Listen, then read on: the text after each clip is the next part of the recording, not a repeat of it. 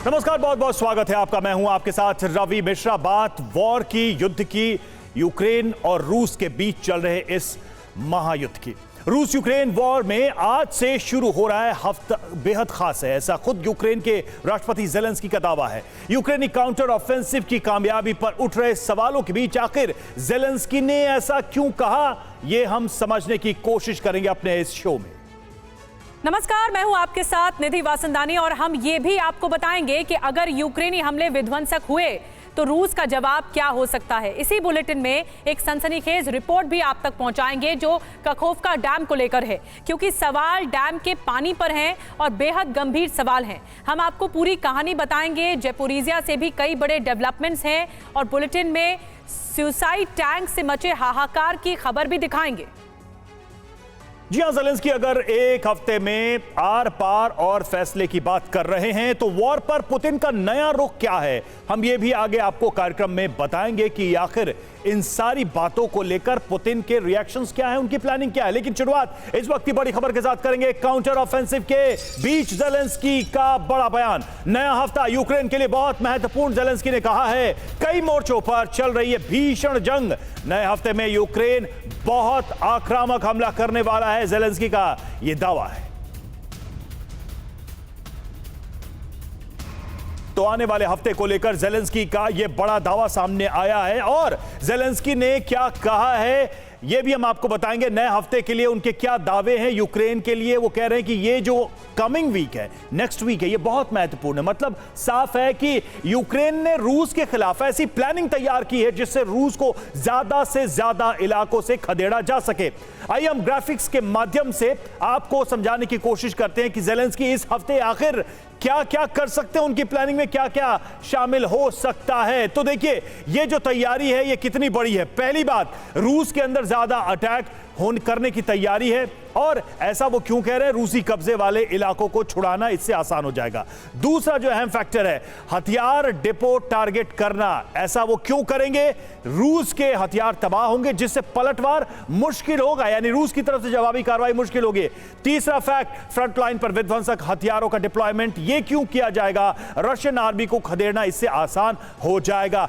चौथा बड़ा factor, front line पर ज्यादा सैनिकों की तैनाती। इसकी वजह रूसी सैनिकों को ज्यादा से ज्यादा नुकसान पहुंचाना। तो आने वाले हफ्ते में ये संभावित कदम है और उसके जो लक्ष्य हैं वो भी हम आपको समझा रहे थे कि आखिर क्या इससे टारगेट हासिल हो सकता है। तो ये जो नया हफ्ता है वो यूक्रेन के लिए बहुत महत्वपूर्ण होने जा रहा है और क्यों हम ऐसा कह रहे हैं इसी पर ही चर्चा करेंगे। हमारे साथ तमाम खास मेहमानों का पैनल इस वक्त जुड़ चुका है। हमारे साथ इस वक्त खास मेहमान मेजर जनरल हमारे साथ जुड़े हैं, रिटायर्ड संजय सोई साहब डिफेंस एक्सपर्ट के तौर पर। कर्नल रिटायर्ड अनुराग शुक्ला जी हमारे साथ जुड़े हैं डिफेंस एक्सपर्ट के तौर पर। दीपक वोरा साहब हमारे साथ जुड़े हैं पूर्व राजदूत के तौर पर। महेश सचदेव जी हमारे साथ जुड़े हैं पूर्व राजदूत के तौर पर। दीपक वोरा जी, मैं सबसे पहले आपके पास आ रही हूँ और शुरुआत कर रहे हैं। क्यों हम ये कह रहे हैं कि यूक्रेन का जो काउंटर ऑफेंसिव प्लान है, ज़ेलेंस्की ने जिस तरह से कहा, वो ये कहना चाह रहे हैं कि अगला हफ्ता अब और ज्यादा आक्रामक होगा, अग्रेसिव होगा। क्यों ये काउंटर ऑफेंसिव जो जिसके आपने जिक्र किया, और एक तो पहले धन्यवाद करता हूं कि आप लोगों के चैनल पर इतनी अच्छी तरह से यूक्रेन पे आप फोकस करते हैं, बहुत कुछ सीखने को मिलता है। ये मुझे लगता है कि ये सोशल मीडिया का काउंटर ऑफेंसिव है, ये पब्लिक इंफॉर्मेशन का काउंटर ऑफेंसिव है। ज़मीन पे क्या करे, ये कौन सा देश है, कौन सा लीडर है, कौन सा मिलिट्री स्ट्रेटजिस्ट है, जनरल साहब आपको बताएंगे, कर्नल साहब बताएंगे, जो बताता है कि जी ये मेरे वॉर प्लान्स है, मैं ये करूँगा, ये करूँगा, ये करूँगा। ये सब दिस इज़ क्या कहते हैं वो मैडम, दिल को बहलाने के लिए गालिब ये ख्याल अच्छा है। पिटाई हो रही है बुरी तरह से, लेकिन नाउ रियलिटी से हट के अब वो फैंटेसी में चला गया, हकीकत की बजाय अफसाना है, कुछ नहीं होने वाला। रूस इतना बड़ा देश है कि उसको हराना नामुमकिन है। यूक्रेन उसकी अपेक्षा में बहुत छोटा देश है, यूक्रेन का जीतना नामुमकिन है। बहुत बड़ी बात आप कह रहे हैं। एक और ब्रेकिंग न्यूज जल्दी से बता दें, रशियन आर्मी की बड़ी प्लानिंग नाकाम हो गई है। रूस ने भेजा 6 टिन विस्फोटक और यूक्रेनी ठिकाने तबाह करने के लिए ये विस्फोटक भेजा गया है। टारगेट से पहले ही गड्ढे में गिरा ट्रक, गड्ढे में ट्रक गिरने के बाद बड़ा धमाका भी हो गया। देखिए तस्वीरें आपको दिखा रहे हैं हम, किस तरह से यूक्रेनी ठिकाने अटैक के लिए ये बारूद भेजा गया है और फिर उसके बाद ये बारूद के साथ ये अंजाम होता है और बड़ा ब्लास्ट होता है। जो ट्रक जिसमें बारूद था वो गड्ढे में गिर जाता है और फिर बड़ा ब्लास्ट हो जाता है।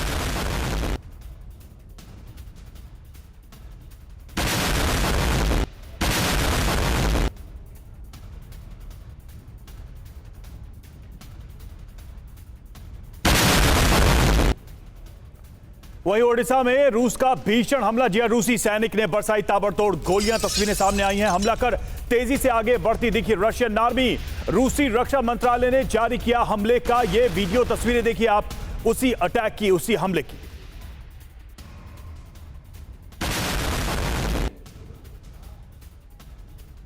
तस्वीरें ओडिशा की है जहां पर रूस की तरफ से ये ताबड़तोड़ हमले किए गए हैं। तो लगातार वॉर जोन से ऐसी तस्वीरें सामने आ रही हैं। एक तरफ दावे अलग अलग हैं, लेकिन तस्वीरें अपने आप में बता रही कि युद्ध चरम पर है। तो युद्ध के अगले 7 दिन बहुत इंपॉर्टेंट है। एक और बड़ी खबर आपको बता दें, इस बीच जैपोरिजिया टारगेट पर है। यूक्रेन के जैपोरिजिया में सबसे भीषण जंग चल रही है। जैपोरिजिया के बड़े हिस्से पर यूक्रेन का वापस कब्जा, और जैपोरिजिया में भी तेजी से आगे बढ़ रही है यूक्रेनी आर्मी। यहाँ डिफेंसिव है और यहाँ पर पलटवार किया जा रहा है। रूस ने भी 235 यूक्रेनी सैनिकों को ढेर कर दिया है।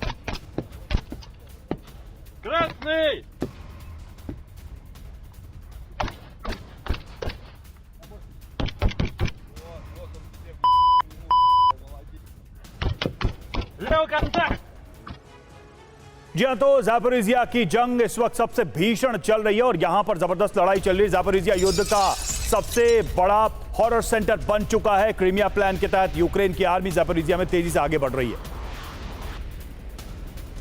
और यह भी दावा किया जा रहा है कि बड़े हिस्से पर यूक्रेन का फिर से कब्जा भी हुआ है। तो जैपोरिजिया क्यों आखिर टारगेट पर है और यहाँ पर जो जंग है वो क्यों भीषण होती जा रही है, आइए अब इस पर बात करेंगे हम और डिटेल में आपको बताएंगे कि क्या ये जो जैपोरिजिया की जंग है वो गेम चेंजर साबित हो रही है। जिस तरह से हमलावर है इस वक्त रूस, कई यूक्रेनी सैनिकों का खात्मा हुआ है। इसके अलावा यूक्रेन भी कह रहा है कि एक बड़ा हिस्सा हमारे कब्जे में वापस आ चुका है जो रूस ने हथियाया था। अब जैपोरिजिया की जंग क्यों इंपॉर्टेंट है, आइए बिग वॉल के जरिए ये भीषण जंग के बारे में बात करते हैं। जैपोरिजिया युद्ध का सबसे बड़ा हॉरर सेंटर बन चुका है। ये देखिए, सबसे बड़ा हॉरर सेंटर इस वक्त है वो जैपोरिजिया है। क्रीमिया प्लान के तहत यूक्रेन की आर्मी जैपोरिजिया में तेजी से आगे बढ़ रही है। इसके अलावा प्याटखटकी समेत कई ऐसे गांव हैं उसी इलाके में जो यूक्रेन का कब्जा इसमें वापस आ चुका है। जंग इतनी भीषण है कि हर दिन दोनों तरफ से 100 से ज्यादा सैनिकों की मौत हो रही है। काउंटर ऑफेंसिव में सिर्फ जैपोरिजिया में 235 यूक्रेनी सैनिकों की मौत हुई है। अगला पॉइंट ये कि यूक्रेन के 4 टैंक, 14 आर्म व्हीकल समेत कई बड़े हथियार इस वक्त नष्ट हो गए हैं और रूसी अटैक में एक अमेरिकी M777 आर्टिलरी सिस्टम भी तबाह हुआ है।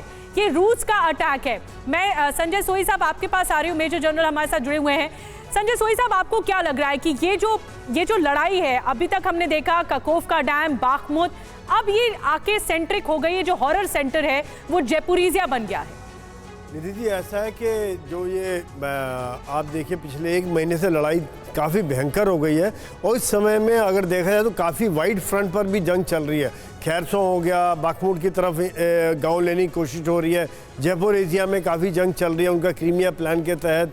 और जैपोरिजिया इंपॉर्टेंट इसलिए हो जाता है कि वहाँ जो न्यूक्लियर प्लांट है जिसके ऊपर दोनों ही कब्जा चाहते हैं। आज रशिया का वहाँ कब्जा और यूक्रेन चाह रहा है कि उसके ऊपर अगर वापस कब्जा हो जाता है तो एक बहुत बड़ी ताकत उसको मिल जाती है, क्योंकि एक बहुत बड़ा न्यूक्लियर प्लांट है जिससे तकरीबन पूरे यूरोप को इलेक्ट्रिसिटी सप्लाई करने की क्षमता है, जो पहले करता रहा था। हालांकि इस समय में काफ़ी टेक्निकल इश्यूज़ की वजह से, कूलिंग के इश्यूज़ की वजह से उसके काफ़ी हद तक बंद है प्लांट वो, लेकिन एक जो भी कब्जा करता है उसको काफ़ी बड़ी ताकत मिल जाएगी। और दूसरी बात जो एम्बेसडर वोरा बता रहे थे, बिल्कुल मैं उस चीज़ से सहमत हूँ कि कोई इस प्रकार से खुलकर अगर प्लान बता रहा है तो क्या टेक्टिकल है और क्या स्ट्रेटजी है, ये तो लेकिन हमने ये भी देखा है कि इस वॉर में दोनों तरफ से दावे ऐसे ही किए जाते हैं। मेदवेदेव के अगर बयान हम सुने तो वो भी बढ़ चढ़कर हर स्ट्रेटजी बताते ही रहते हैं कि आने वाले समय में वो क्या कर देंगे। रूस यूक्रेन जंग में हो सकती है बेलारूस की एंट्री। बेलारूस की विपक्षी नेता स्वेतलाना सिखानस्काया का बड़ा बयान सामने आया है। पुतिन कर सकते हैं बेलारूसी ट्रूप्स का इस्तेमाल, ये कहना है।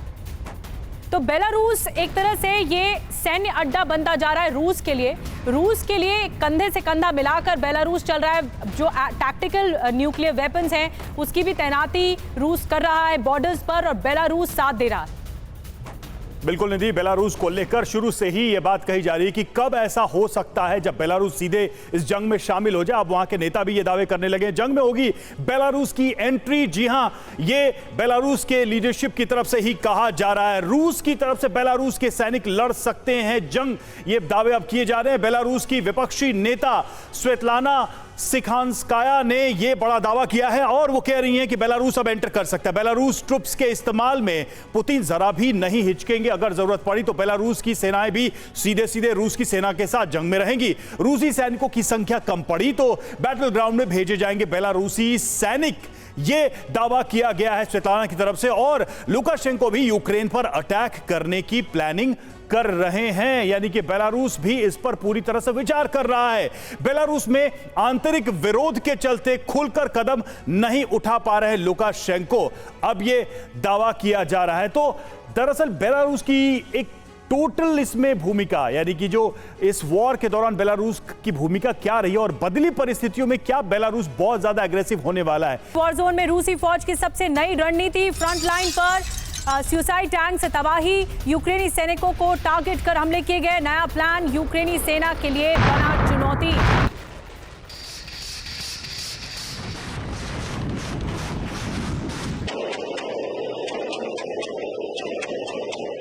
चलिए अब आपको डिटेल में बताते हैं कि किस तरह से टैंक पर टैंक वॉर हो रहा है और क्या ये लड़ाई अब निर्णायक मोड़ पर पहुंचती हुई दिख रही है। लेकिन इस और स्ट्रैटेजी क्या है रूसी फौज की, इस पर बात करेंगे। और खास करके ये जो सुसाइड टैंक स्ट्रैटेजी है वो क्या है, इस पर भी बात करेंगे। तो डिटेल में आपको जानकारी देते हैं कि रूस इस वक्त क्या रणनीति आगे बढ़ा रहा है और युद्ध में इस वक्त क्या होने वाला है। सबसे बड़ा फोकस क्या है, सुसाइड टैंक से क्या तबाही मचाने की फिराक है। T-54 टैंक का इस्तेमाल इसमें हो रहा है। ये बिग वॉल के जरिए बड़ी डिटेल्स आपको बताते हैं क्या है ये सुसाइड टैंक से। T-54 टैंक का इस्तेमाल हो रहा है, विस्फोटकों से भरे ये पुराने टैंक्स हैं। इसके अलावा 6 टन तक विस्फोटक से ये लेस हो सकते हैं, जिसका रिमोट से पूरी तरह से कंट्रोल होता है।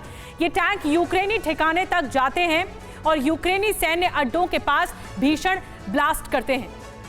नए प्लान पर रूसी सेना का यह दावा है कि सुसाइड टैंक पूरी तरह से कारगर है। ये पूरी तरह से कारगर है। शुक्ला सर, मैं आपके पास आ रही हूँ। ये जो सुसाइड टैंक की बात कही जा रही है, ये क्या है? ये जमीन पर जब उतरते हैं तो कितनी तबाही मचा सकते हैं और कितना कारगर ये कदम है रूसी फौज का? जी, जैसे आपने देखा कि स्ट्रेटजी समय के हिसाब से चेंज होती रहती है, तो इस समय सबसे ज़्यादा जो महत्वपूर्ण थिंग है एक युद्ध के मैदान में वो है मैन पावर। और हर दोनों तरफ के लोग चाहते हैं कि अपनी मैन पावर को सेव करना है। तो ये नई टेक्निक निकाली गई है जिसके अंदर एक टैंक को, जो पुरानी इन्वेंट्री है, पुराने ज़माने की इन्वेंट्री है, इसको एक एक्सप्लोजिव डिलीवरी वेपन की तरह यूज़ किया जाता है और इसको कंट्रोल किया जाता है रिमोट कंट्रोल से, या फिर ऊपर जो ड्रोन चलते हैं उनके थ्रू इसको कंट्रोल किया जाता है। और ये बहुत ही कारगर स्ट्रेटजी है बिकॉज इसमें किसी तरह का अपना नुकसान होने की कोई संभावना नहीं रहती। और अगर ये टैंक दुश्मन के ठिकाने तक के पास पहुँचने में कामयाब हो जाता है तो डेफिनेटली एक बहुत डैमेज करने में कामयाब हो जाता है दुश्मन का। और ये अपने सैनिकों को बचाते हुए कैसे यूक्रेन के ठिकानों को टारगेट किया जाए, उसी की रणनीति है ये। और देखिए यूक्रेन की 35वीं ब्रिगेड का एक्शन भी देखने को मिल रहा है। T-64 BV टैंक से हमला किया है। यूक्रेनी हमले में धुआं हुआ ये पूरा इलाका। तस्वीरें सामने आई है यूक्रेन के इस फ्रेश अटैक की।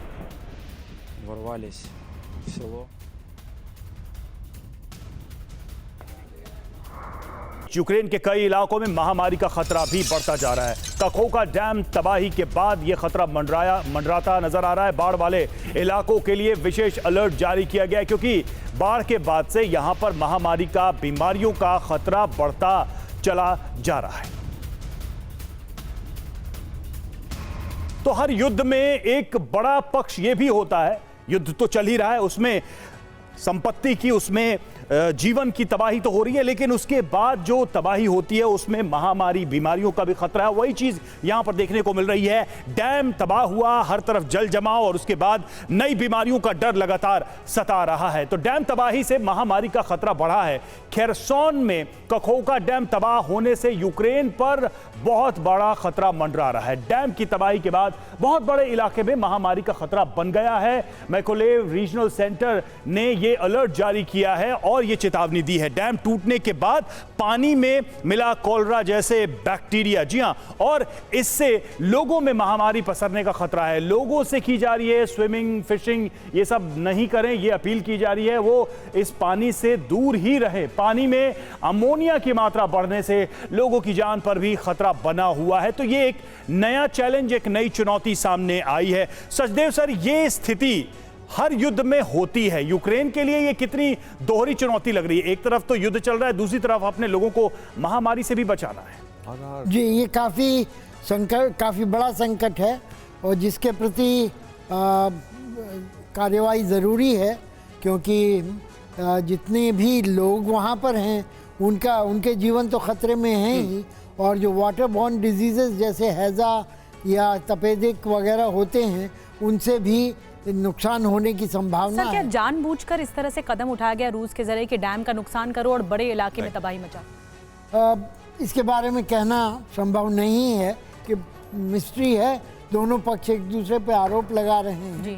और लेकिन ये माना जाता है कि रक्षा पक्ष जो है वो डैम तोड़ने से जो काउंटर ऑफेंसिव था उससे बचा जा सकता है। बिल्कुल, बड़ी बात कह रहे। मैं आऊंगी सर आपके पास, एक बड़ी खबर जल्दी से ले लूं। सूमी में रूस का जबरदस्त हमला देखने को मिला है। बिलुपिलिया में रूस की भीषण बमबारी, रूसी हमले में 2 नागरिकों की मौत हो गई है। ये सूमी इलाका है जहां पर रीसेंट बमबारी हुई है, यानी भीषण बमबारी हुई है अब से कुछ वक्त पहले, और ये इलाका इस तरह से थर्रा उठा।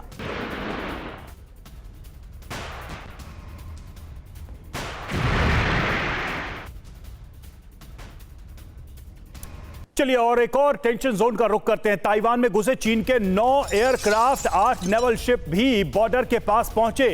ब्लिंकन के दौरे के बीच चीन का ये एक्शन, तो देखिए चीन एक तरीके से इस तरह के जेस्चर से, इस तरह के एक्शन से अपनी आपत्ति जता रहा है, और ये पहली बार नहीं है, एक बार फिर से यही स्थिति देखी। एंटनी ब्लिंकन के दौरे के बीच ये कार्रवाई की गई है चीन की तरफ से।